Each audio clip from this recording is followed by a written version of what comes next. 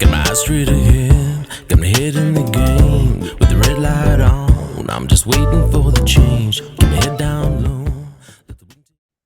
Okay, I'll tell you beforehand, before we get into the story, I find it absolutely infuriating.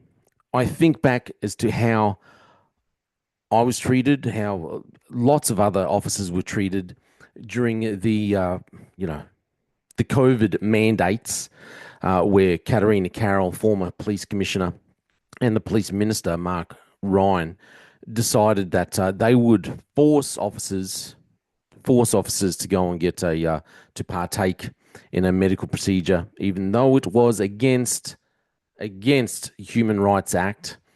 Uh, they thought, or they said, didn't just think it. I've read it out here before. They said they believe it's justified because obviously, police who didn't go along with the mandates, police who didn't obey this direction by the commissioner, were they're obviously a threat to the community, a threat to fellow officers. We endangered lives when in reality, my opinion is the vaccine was endangering lives. People who were unvaccinated were not endangering lives. Uh, the police commissioner has never really been held accountable for her decision.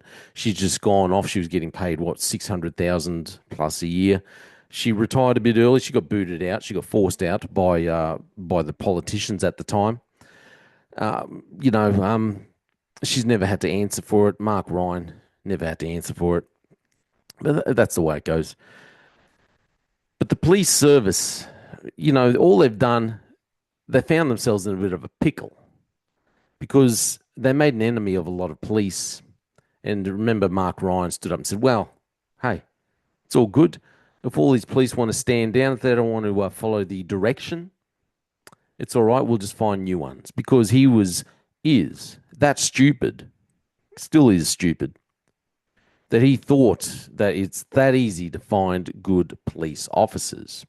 Oh, and by the way, they wanted to change the ratio of officers because they insisted that we needed more diversity. So the only way they could get more diversity, instead of advertising and trying to get the best, the brightest of whatever officers they wanted, gender and all that, instead of getting the best, they couldn't. So they just said, well, we'll lower the standard. What do you know? We've made a real the Queensland Police Service, the hierarchy. We've made a real prick of ourselves towards our own officers. We made an enemy of ourselves towards our officers. We've treated our officers like criminals. We investigated them like they were criminals, all because they didn't want to partake in a medical procedure that they didn't trust, and that in the end has come down to wasn't actually necessary. Officers didn't want to partake in that, but we'll treat them like criminals. So it infuriates me when I see stories come up like this, okay? And then this officer, you think officers who didn't go along with the mandate, with the direction, was it direction number 12 or 14 by that commissioner that she put down, you were given 2 weeks with pay. Then you were stood down. Then you were handed a letter. Hey, write to us and tell us how this is going to affect you if we take your pay away from you. And then they wrote back, ethical standards. Ethical standards. Wrote back and said, the commander of ethical standards wrote back and said, well, we've considered your application to keep getting paid, but we basically just don't give a damn, and we're not going to pay you. You're going to get stood down. Your being stood down will continue, and we're not going to pay you, no matter what kind of distress this places you and your family under. Because you have a free choice. It's your free will. You don't have to get the vaccine, but we're just going to royally screw you as hard as we possibly can. We're just going to put the screws in. We don't care. We have the little our people matter, but our people don't really matter, in all honesty. An ethical standards command, they were at the center of all this. So when I see stories like this, I find it absolutely infuriating. For one, because I think back as to how I was treated, not just myself and, lots, dozens, I think hundreds of other officers, how we were treated like criminals, common thugs. But it also infuriates me because I look back and think, well, we had to explain ourselves and our decision, wanting to make choices for our own bodies, had to explain our thought process and why we took the stance that we took. And yet other people, like the magistrates in this story, they don't have to explain. And even though their decision, in my opinion, seems to well, it goes against current legislation. Let's just go through the story and I'll explain it. So, sexting cops, career jeopardy, DVO fight win, threats to ruin ex lover. This is one of the magistrates here, Janelle Brassington. So, a Queensland cop who admits his Snapchat messages to a lover, demanding she send sex images and threatening to ruin her amounted to domestic violence, has lost his bid to block them being used to probe his fitness to serve in the force. I'm sorry, if you're sending Snapchats demanding images and threatening to ruin someone, you're not fit to be a police officer. So the officer who has not been named, because Queensland Police Service want you to believe that they are open, transparent, but he's not been named. He is the subject of an inquiry by the Queensland Police Service Ethical Standards Commander. Oh, oh. Subject, the Ethical Standards Command. We precious moments. Yeah, I got nothing much to say about them, but you can probably see that if they are investigating things, well, you can almost bet they're going to cock it up. So he's conceded in the Brisbane Magistrates Courts last year that a series of messages he sent to a woman amounted to domestic violence. So he has conceded to it. He's admitted to it. So he was not charged with any criminal offence, and the hearing related to an application. So the woman has put in an application for a domestic violence order, which was not granted.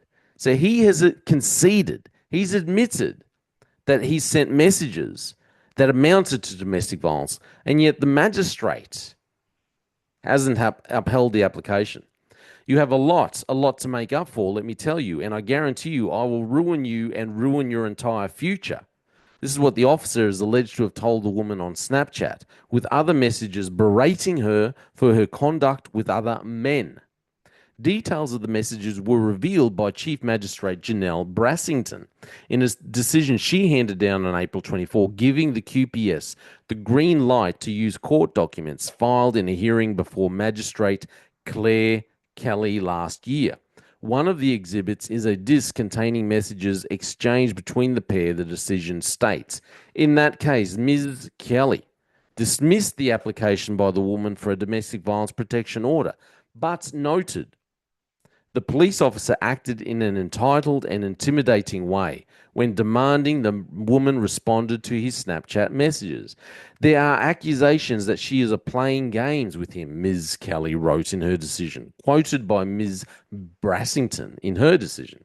The messages and the recordings are in the main threatening, intimidating, abusive, aggressive, demanding, manipulative, and concerning. So this is what the magistrate's saying. She's saying all these messages, they threaten, they intimidate, they're abusive, aggressive. It seems hard. I mean, it seems hard to explain. You're trying to uphold, you've made an application for a domestic violence protection order, and you think that you've got all these elements there showing this is why I need the order. He has threatened me. He's intimidating me. He's making these accusations. He's demanding. I am scared for my life because he's in a position of power, authority. He has access to weapons. Yet the magistrate doesn't uphold the application for a protection order.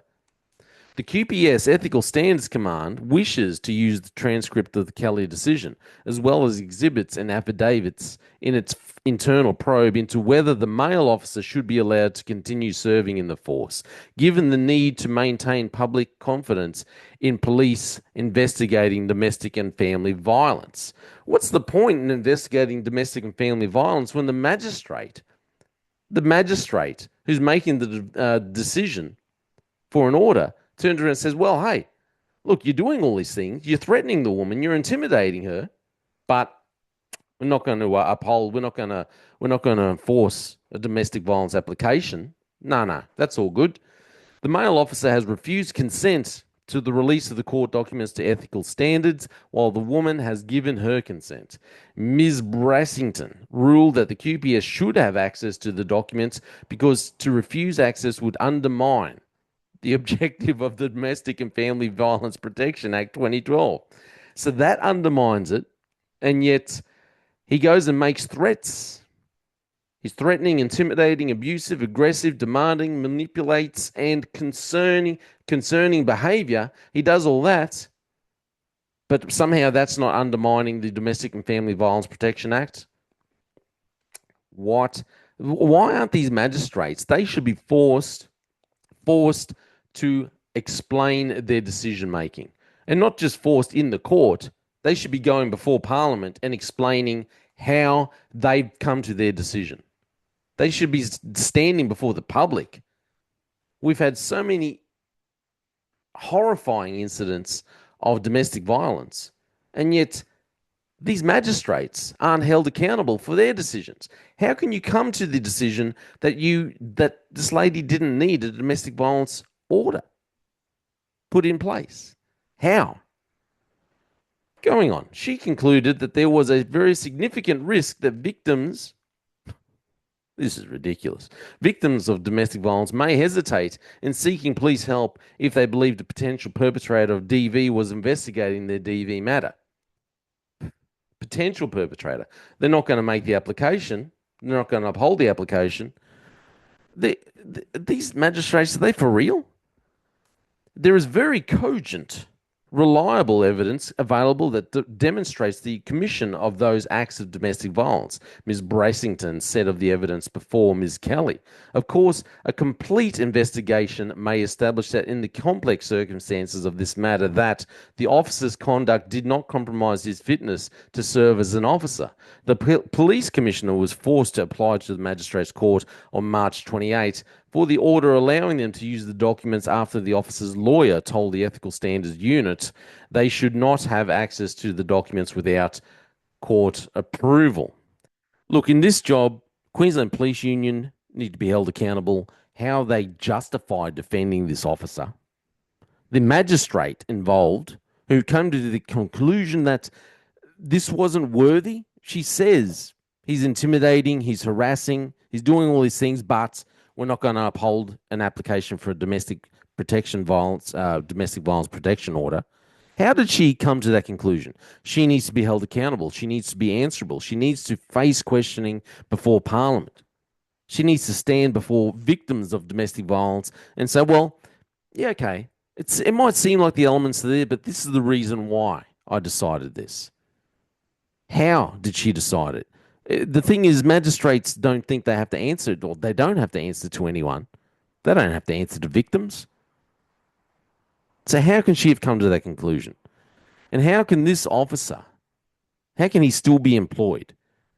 Is he still employed? Is he still getting paid? I'd almost guarantee he's getting paid still. Because the Queensland Police Union wouldn't have pushed for him to be stood down without pay. I bet you Queensland, the Ethical Standards Command, I bet you they didn't turn around and say, like they did with me and dozens of other officers, that, oh, no, you didn't get the mandate. We know this is going to, you didn't partake in the mandate. We know this is going to affect you financially, you and your family, but we're going to take your pay away from you anyway. No, they don't do that. When it's a senior officer, like, an inspector who lies before the courts, and then it's proven that she lies before the courts, and she stood down, she stood down with pay for several years, and that's okay. Ethical standards,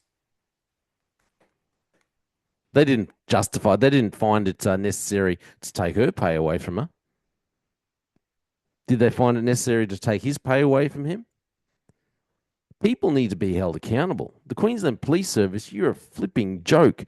The reason why we get officers like this is because you dropped your standards. When Katarina Carroll and a little sidekick Mark Ryan decided, well, you know, if these officers won't go along with the mandates, it's all right. We'll just get new officers. It's easy. And then lo and behold, they found it hard. They couldn't recruit like they thought they'd be able to recruit. So what did they do? They dropped the standards. They continued to drop the standards because they couldn't get the numbers in. So then we have police who shouldn't be in the job. And even worse still, we started recruiting from overseas. We're going to get more and more issues like this. More officers that shouldn't be on the job, more officers who are committing crimes, more police officers who are committing domestic acts of domestic violence, and then magistrates who don't uphold protection orders, applications for protection orders, because no one has to justify their actions. No one is truly held accountable. You don't get a needle, you're going to be held accountable. But anyone else, no. Absolutely disgusting. This is a disgrace from the Queensland Police Service. The magistrate, disgraceful. Disgraceful. This is all just my opinion. Please like and share. They just fuel a desire that will take me higher. I'm on fire because nothing's